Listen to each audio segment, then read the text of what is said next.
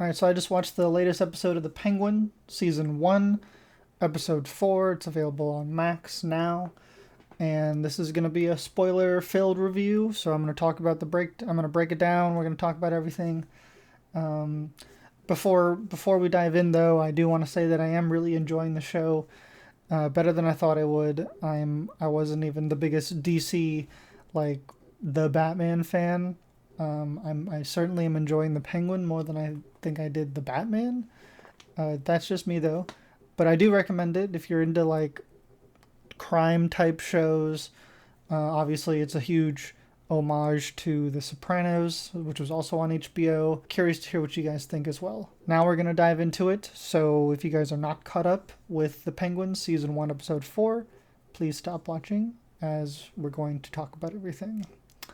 So this episode, episode 4, is called Cent'anni, or however you pronounce it. I'm probably saying it wrong, but it means 100 years in Italian. And this episode is about confronting the events that turned Sofia Falcone into the Hangman and led to a decade-long fight to survive in Arkham State Hospital, as Sofia makes plans for a more hopeful future. Now, this episode starts off right where we left off with episode 3, cliffhanger, where Vic kind of crashes into the wall to kind of save Penguin, as Penguin and Sofia are being held at gunpoint by one of the Maronis. And Penguin's like freaking out. Right before the car crash, he's like kind of breaking, and he's showing how he's kind of on the Maroni side now, and Sofia's just watching him and in awe at like, really, dude, this is all the same shit you said to me, you know, like, you can trust me. And Maroni's talking about the Sofia's dead brother, and Penguin's like, don't listen to her, like, she's just seeing how easily he lies, and he's willing to do anything to just survive. And it's kind of taking her back, and like, she's realizing she's heard this before, she's heard this many times. As the car crashes, Penguin escapes with Vic, and Sofia runs off bleeding as she tries to call for help, and she just on the phone says it was Oz. And so then we're taken back in time. We're not sure exactly when, but it's back when Sofia and Oz, or Penguin, used to be her driver. And she's at like some charity and doing stuff, and we get to see the relationship with her dad and her brother. And I do like that the brother gets to come back and do some acting, as sadly he was knocked off in the first episode. But I enjoy, his name's Michael Zegan, from The Marvelous Miss Maisel and a few other things. He's really great. So it's nice that he gets to have some more scenes with flashbacks. And we also get more scenes with the younger dad, who's now being played by, what's his name? Mark Strong. He's playing Carmine Falcone.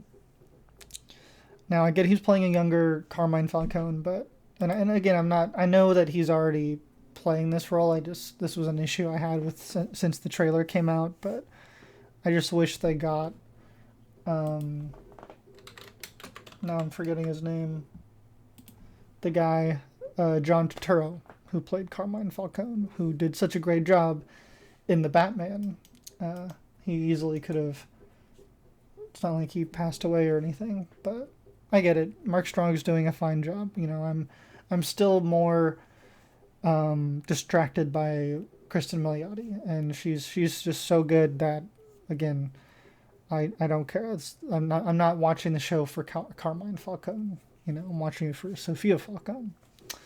But we even get to see like the sweet side of him. He likes the daughter a little bit more, and the son is kind of the troublemaker a little bit, and we get to see the relationship more with her and her driver, aka Penguin.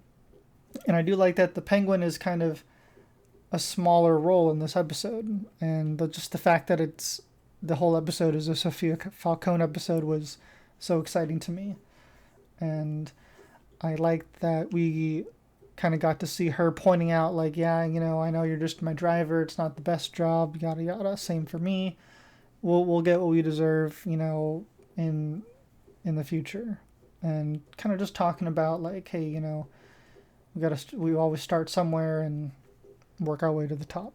Then things start to go downhill as she is being approached by reporters, and they're trying to ask her about these hanging murders of these poor women at clubs and stuff, and they want to like talk to her dad more about it and stuff like that. And she's like, no, I can't talk to reporters. Even Penguin's like, yeah, leave her alone, don't talk to her. I think she tries to confront her dad about it a little bit. She kind of brings up her mom because her mom died the same way, and her dad doesn't really talk about it too much, so we kind of get to see her dig a little bit, but all we kind of get is a typical like hard, stubborn response from the dad, who's just like, hey, she was depressed. She didn't really show it, I know, but things happen, kind of thing. But Sophia doesn't really buy it. So she starts kind of asking around. We see her asking her brother, like, what side of dad do you see? And, he's kind of like shutting her up a little bit and like, it's nothing you need to know. Keep in mind, Penguin is driving and he's hearing all of this too. She actually ends up going to meet a reporter, or the reporter later, who starts to show her more pictures of the scenes of the crime, and seeing if Sophia can help, because Sophia actually does want to help. She does care, because as we're soon finding out, she ain't the hangman. So she actually does feel for these women, and she's not the psycho that we're all led to believe. But for the time being, she kind of freaks out and she like leaves the reporter and she gets back in the car, and that's when Penguin kind of like calls her out. He's like, yo, you probably shouldn't be doing that. I don't think your dad would like that. And Sophia snaps at him for like getting in her business. She even goes as far as to like insult him, which she didn't have to do that, but I also get that, like, hey, stay out of my business kind of thing. But she went really hard on Penguin, which is why I believe it makes more sense as to what he does in the next scene, which we find out after Sophia and him go to a party and stuff later. She's brought in by her dad to have a talk about, hey, I heard you talk to a reporter. And she's like, oh, you talked to Oz, I see. Don't, well, he has it all wrong kind of thing, and kind of leads into a whole thing about her mom again. And because she's like, do you really think I would do these things to all these women? And she's like, well, you had scratches on your hands the night that mom died. And that's when he's kind of like, okay, Sophia, I see what you're doing here. So he kind of dismisses her, saying she's a little out of it, blaming her trauma from her mom, which was just so fucked up. And on the ride home with Oz, she gets pulled over by the cops, who clearly her dad called on her.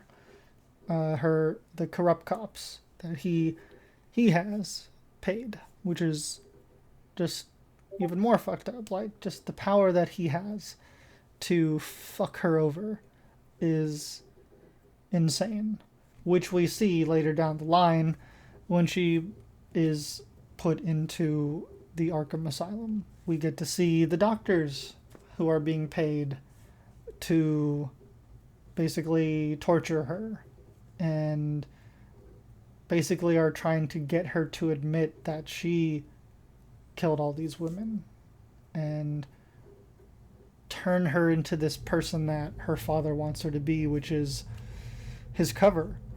And it's like, dude, if you had this much power to fuck over your daughter, you could have done this to somebody else that you didn't care about, like multiple hangings ago. Like I don't. But no, it's just so fucked up, and just shows how evil a man her father is. Even as far back as killing her mom. You know, he's awful. Even Oz a little bit, like, is fucked up. And this episode is just, it completely roots me in empathy for Sophia. You know, like I'm rooting for her. I'm not even rooting for Penguin. Like, I want her to get what she deserves, which is the highest part of the ladder possible. Like, I want Penguin to be working for her, which would be cool. Just because of how tortured and messed up this episode is, this poor girl. That's all I was thinking this whole time. Even the inmates are involved and are harassing her, starting fights with her. One of the inmates is like trying to start a fight with her, but Sophia refuses, and she ends up brutally stabbing herself with a fork, which was, this episode was a little hard to watch, but no, it was very, very good. I couldn't help but think a little bit of like, I wish this was like the origin story that Harley Quinn had in the new Joker movie, or like, it seemed like some things that the newer Joker movie could have done that would have made the new movie more interesting. But again, I quickly disposed of those thoughts, and I was like, let me just enjoy the Penguin because this is so good. But again, we were in Arkham Asylum, and I couldn't help but think of like Joker a little bit, because I think the blonde girl who was her cellmate next door, her voice reminded me so much of like Harley Quinn. I was like, ooh, that'd be cool if she was Harley Quinn. She was not. It was Magpie, who I don't really know that much about from the comics or anything, but again, just her voice reminded me of Harley Quinn and the Joker and stuff.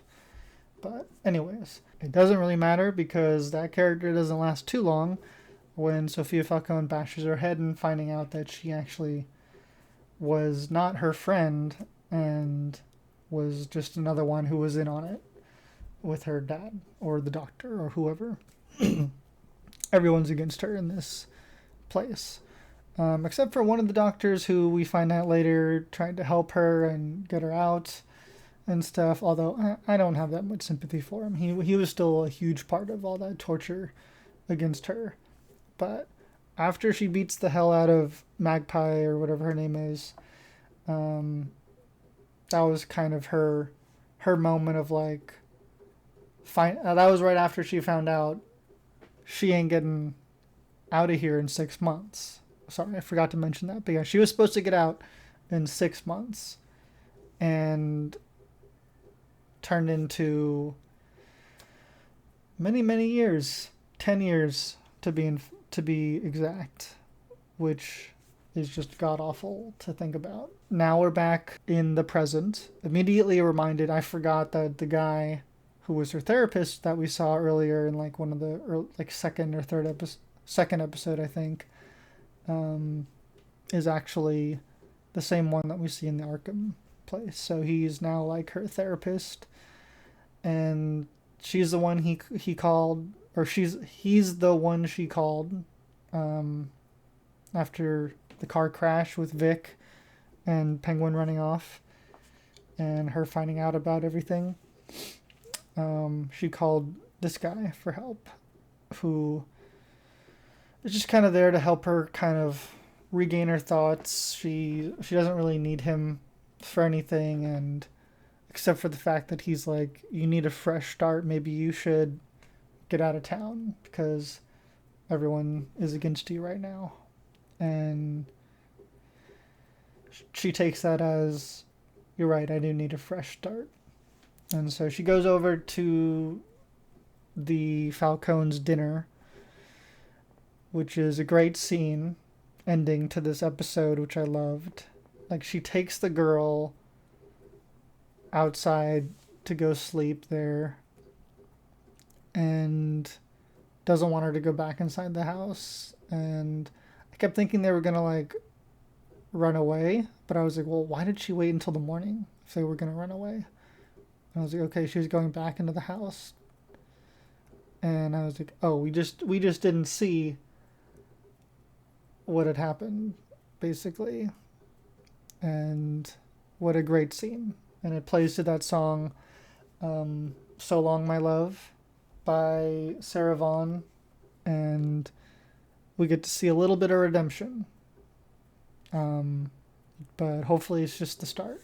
Although those guys were a lot of the ones who fucked her over for those last 10 years and even before that, which was very satisfying. Now, she did save one to kind of interrogate, and we don't know exactly what she's going to do with him. I think it was Johnny, the bald guy, who only survived the gas leak because he had the window open.